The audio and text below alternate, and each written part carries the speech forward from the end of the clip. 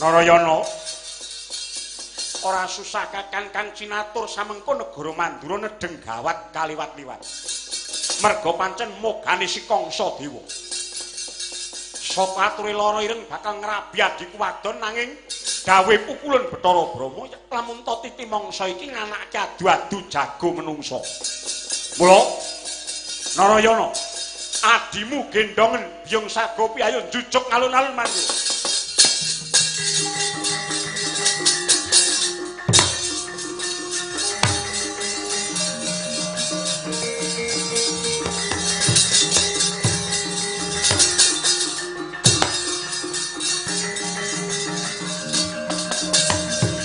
Somadangi jagat duk mungup aneng pucak ing wukir mar babang sumirat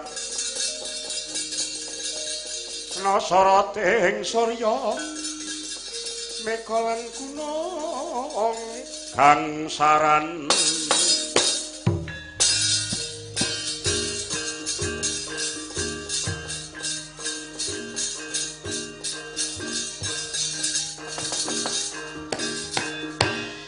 umuruh mawurahan kang surak ambata rubuh ing blabar kawat kang cinencang ajang tetandingan mahewu-hewu cacahe kang samya ningali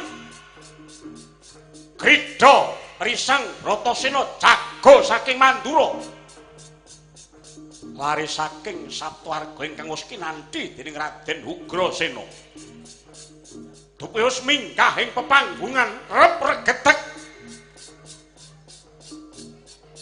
umledhek suarane kang samya haningali Krida sang Suratri mantra mangkrek kula srumanaut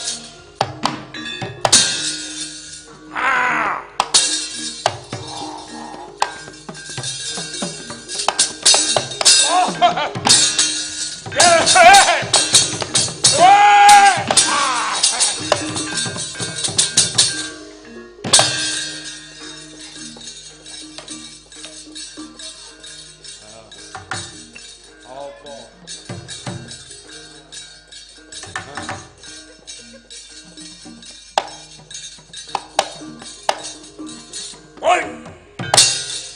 Ah. Hoi. Iya. Marem. Hoi.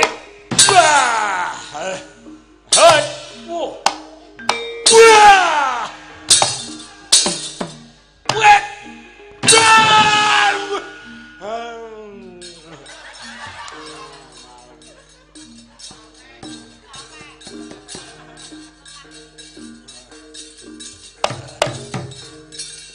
Hoi.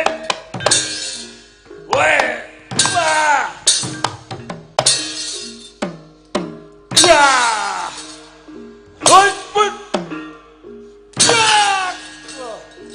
Ayo, kono melu. Wet.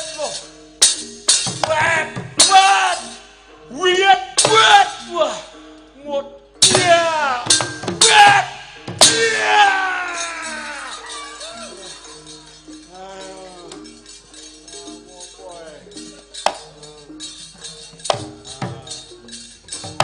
Kose aja ndutang teteng.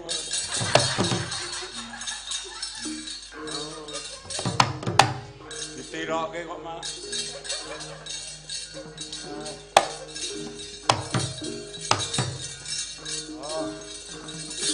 Wait. Oh. Ai. Oh. Ai. Oh. Ai.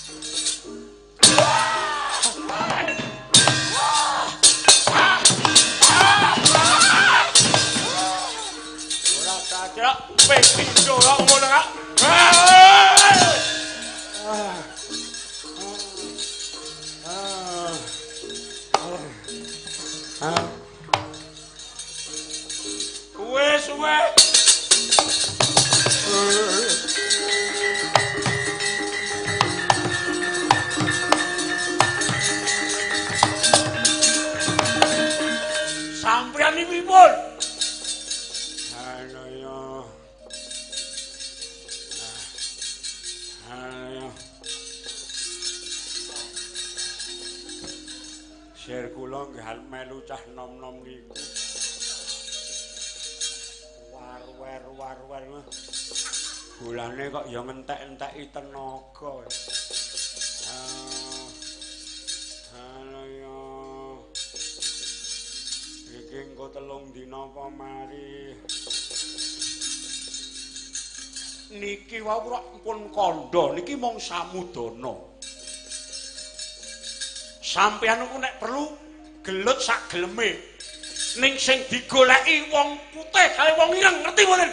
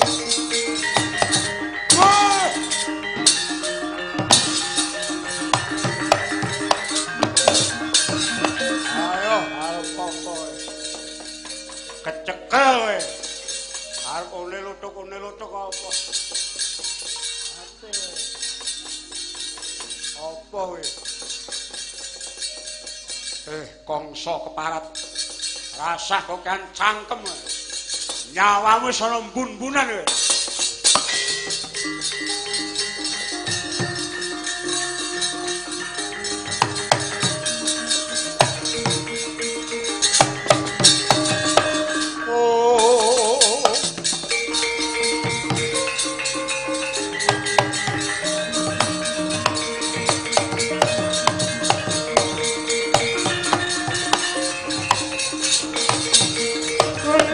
Kara kingken permanguswa kang layon kanyelang memanise wadananira layu kumalku cemrah maratani marang sariranipun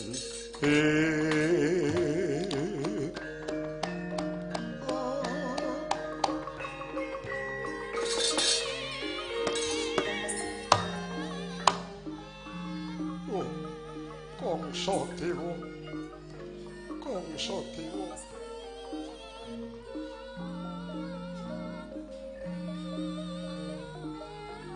yen kowe arep lungguh keprabon Mandura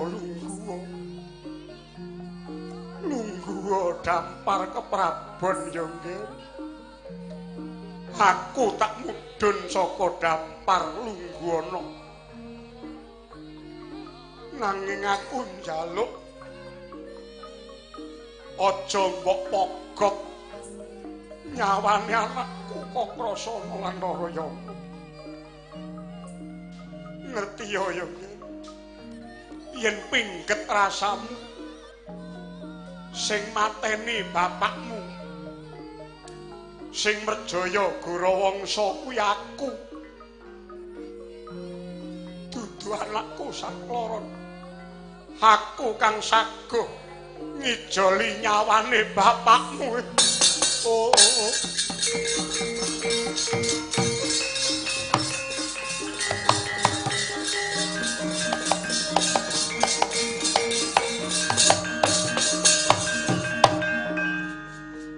Aku ora arep ngrungokke gunemu. Upama aku gelem gawe patimu biyen kae wis bisa. Nanging dadi mangsa iki kang tak enteni. Aku arep ngurak-arik rasamu.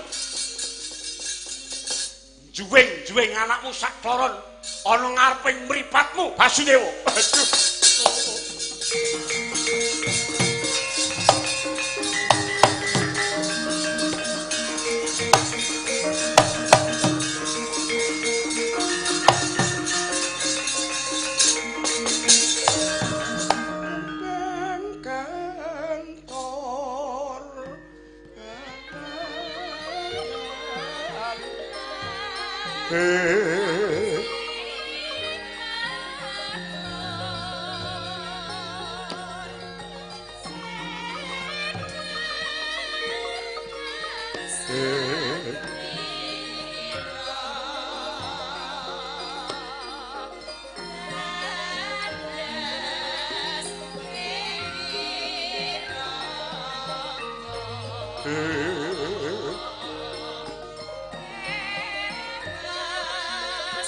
bangsa marpamaring suksma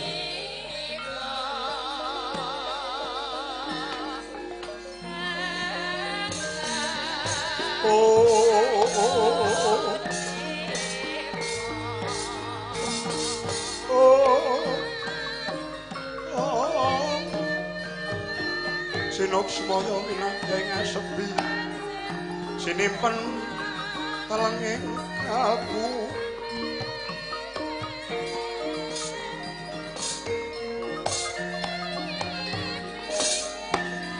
kedhep tesmak pamandenge Harya Kangsa dupi mulat ana Kartika Sumaret ingkang hanyaketi biar murup cahyane ayune sesigar jagat nganti kami tenggengen citraning Dyah Lara Ireng ingkang persasat tetungguling widodari kasuwargan gocap kacarita nalika semana saya sanget sru dene Romas paosake temah saya kendho panyepenge mring sang kekalih nenggih bagus Akrasana miwah Narayana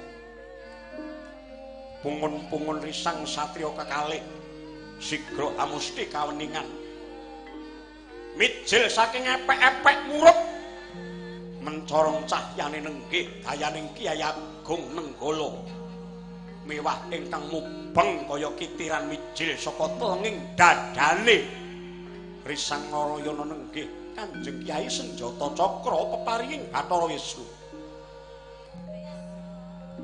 mumbul sawetawis ngawiyat dupi mandhap tempuking pusaka kalih pener tengah-tengahing mustakane Sang Kangsa Dewa ajur dadi swalang-walang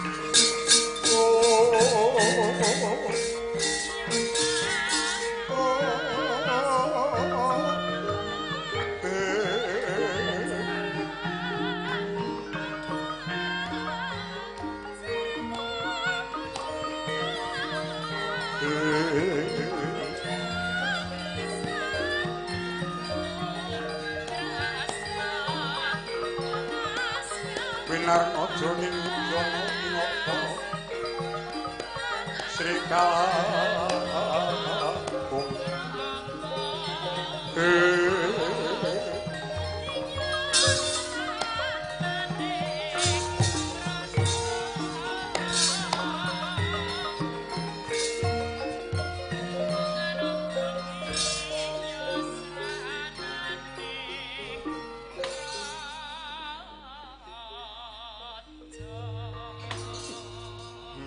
tinemu Basuki padha rahayu.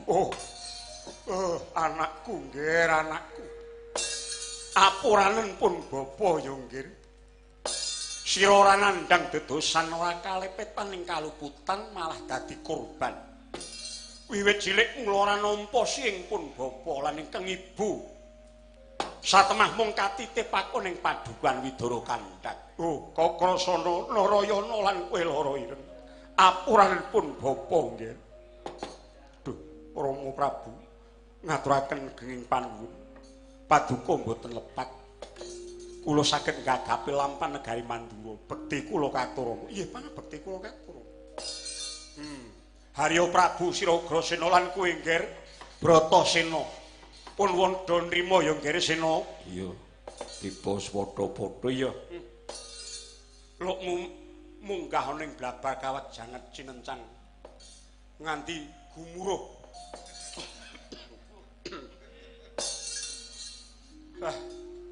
Sing padha ningali nganti padha ndredeg. Dikira ora tekan nggone. Iya. Ya sak bisa-bisa ning sing gedhe pangapuramu aku ora bisa mateni kangsa. Ora dadi ngopo, jer lelakone bengi iki dudu kowe ya, nggih. Iya. Arya Prabu lan Sirakursena Wonten dawuh Koko Prabu, wonten dawuh Koko Prabu. Ayo meminta marang pangwasaning Dat kang murweng Dat muga-muga Mandura Padang iki padang selawase ya, nggih. Inggih Koko Prabu. Semanten ugi kedah ngaturaken panuwun dhateng Saptawarga. Inggih labet. Penemban Saptawarga ingkang sampun anyeng kuyung dhateng lekas paduka Koko Prabu satemah Mandura nemahe pepadang. Iya.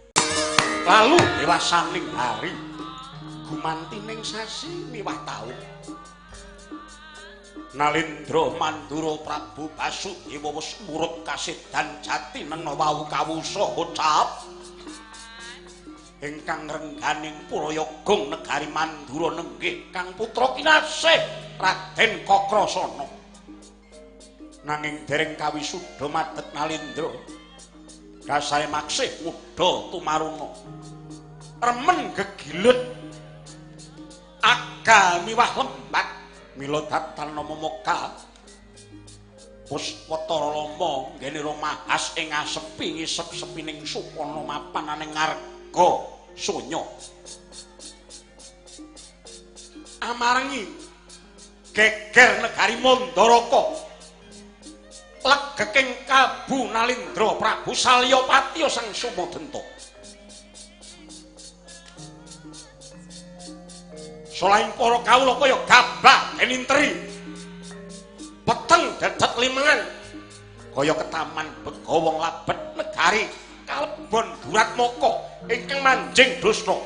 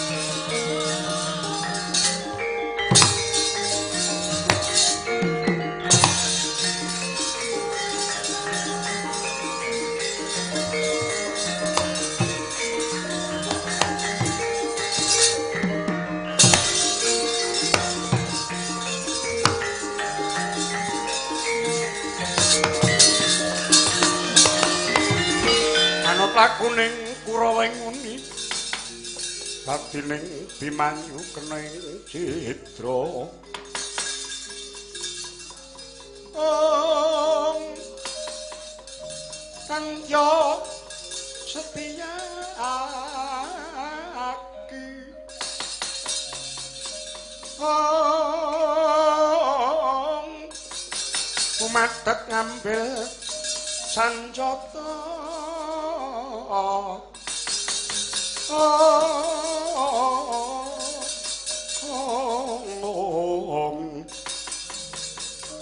Karosa mantan langkap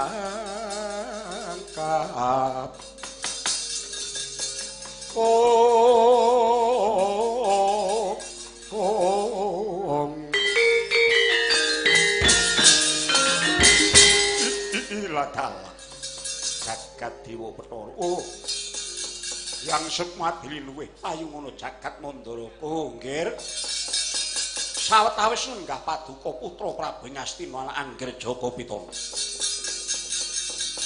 saged nambani pring raos kula sawetawis namung kewala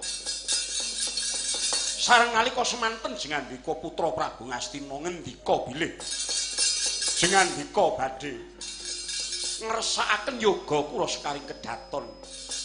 Anak kula Nini Dewi Rawati. Oh, nggih anak Prabu, anak Prabu. Kados ingkang sampun katuring arsa paduka kala wingi nggih. Petenging jagat kula ngantos mahanani negari Mandaraka dados kados mekaten awit kula kecalan anak estri. Upami ta mboten cinidra ing Duratmaka tartamtu tumunten kula aturaken ing arsa paduka anak Prabu nanging nggih kados pundhanging kula badhe matur malih. Malah sayembara Pasanggiri sampun kula sebar keblat papat. Boten ngomongkaken setunggal kalih ingkang nyobi nglebeti sayembara sinten ingkang saged ngupaya murcanipun yoga kula sekaring kedaton inggih menika ingkang wenang jatuh krami. Pangandikanipun Paman Mandaraka kados mekaten kala wau sampun sinengga menawi menika nampik alus dhateng paduka anak Prabu babar pisan boten nggih. Yata laruta saking yudha sang guru kula yen tanang utus sangsi paman kula pitaya malah kula bela sungkawa dhateng paduka Paman Prabu ing Mandaraka nggih awit icalipun Yayi Dewi Rawati. Aduh sinuwun inggih awon tanpa rupi putra-putra paduka Sata Kurawa nyatanipun boten sekedhik cacahipun. Kula sampun nyebar kiblat sekawan. Bebasan godhong mengkurep dipun lumahaken, ron ingkang mlumah dipun kurepaken ing pangajap. Namung sageta angsal titik melih ing pundi dunungipun ingkang putra sekaring kedaton. Tumrap kula Patembaya Pasanggiri negari Mandaraka ing mekaten kala wau malah mujudaken pandadar. Inggih Paman Prabu. Jepaning manah kula daya-daya malah badhe nyuwun pamit. Kula nyuwun tambangi dwi pangestu mugi-mugi Jawata ing udaneni lampah kula saged manggihaken Yayi Dewi Paman.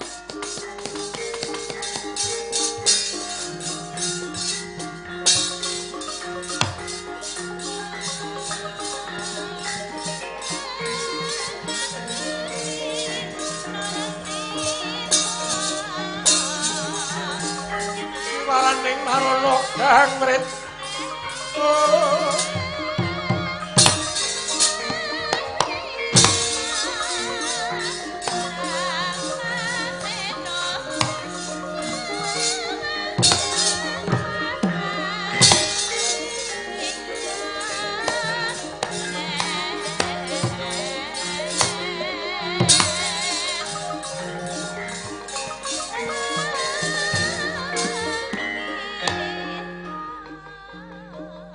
Rukmarata tendhawuh Rama Dewaji. Aboting rasaku kaya nyangga bumi. Upama ta Irawati isih urip ana ngendi papan dununge nanging upama ta kaparing dat kang tur wengdat anakku wadon wis ora ana banjur ana ngendi papan candhi. Kula ibumu rina wengi mung tansah netesake waspa. Nomo Prabu. Renis kawit wonten salah satunggaling wasi saking Parden ingkang ngakenipun nami Wasi Jaladara. Ingkang ugi mupuh sayembara paduka Rama Dewaji. Sinten mangertos to Rama? Boten sanes namung sukangga ngucupaken asta konjuk Nyang Lata Wahudya mugi-mugi negari Mandaraka manggih pepadang. Ya kula duga-duga kang prayitna ngati-ati. Muga-muga baline Mbak Yumirawati nambah ana pepadang negara Mandaraka.